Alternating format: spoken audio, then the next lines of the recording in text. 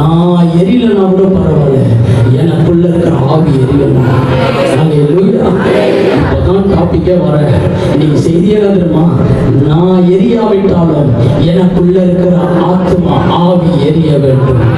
நான் எரியாவிட்டாலும் எனக்குள்ள இருக்கிற ஆவி என்னை எரிய வைக்க வேண்டும்.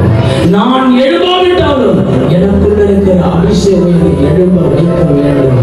இன்னைக்கு நான் சொல்ற அந்த காலகட்டத்தில் நீ அமைதியா இருந்தாலும் உன் ஆவி அமைதியா இருக்கக்கூடாது. நீ அமைதியா இருந்தாலும் உனக்குள்ள இருக்கிற அபிஷேகம் அமைதியா இருக்கக்கூடாது. எல்லாரும் அவனை அமைதிப்படுத்துறாங்க. உன்னால முடியாது, உன்னால செய்ய முடியாது, உன்னால போக முடியாது, உன்னால அவனை மேற்கொள்ள முடியாது, உன்னால அவனை மேற்கொண்டு ஒரு காரியமும் செய்ய முடியாது சொல்றாங்க. ஆனா தாவீதுடைய இறுதியும் ஆவி அமைதியா இருக்கவே இல்லை.